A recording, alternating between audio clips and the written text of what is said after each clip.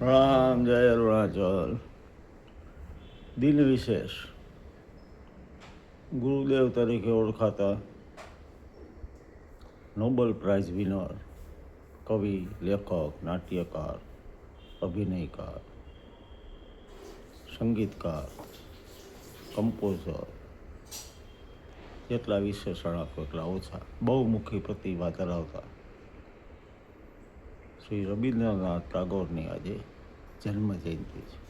આપ જાણતા હશો 7 મે 1861 7 મે 1861 કોલકાતામાં એમનો જન્મ થયો અને 7મી તારીખે ઓગસ્ટમાં 1941 એમનું નિર્વાણ થયું, નિધન થયું.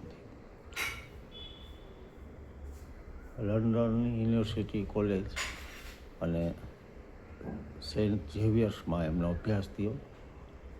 બહુ સારા ચિત્રકાર, કવિ, મ્યુઝિશિયન, સંગીતકાર, ડ્રામેટિસ્ટ, નાટ્યકાર, નિબંધકાર, તત્વજ્ઞાની, કલાકાર, લેખક, ગીતકાર, ગાયક, નોબેલ પ્રાઇઝ વિનર, અભિનેતા, વાર્તાકાર, નવલકથાકાર, સમાજ સુધારક.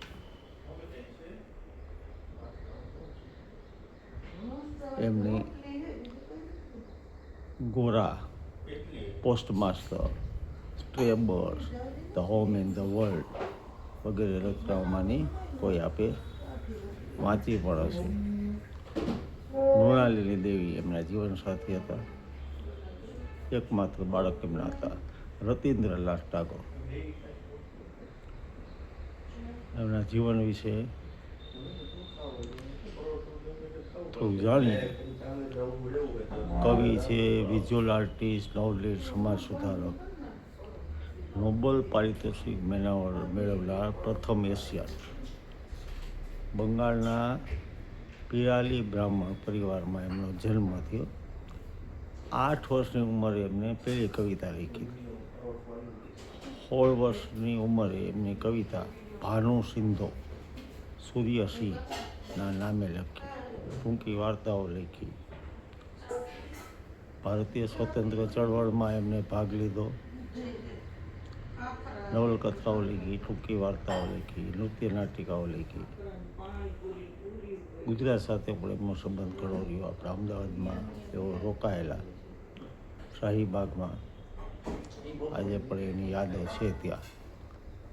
ટૂંકી વાર્તાઓમાં એમની માસ્ટરી હતી.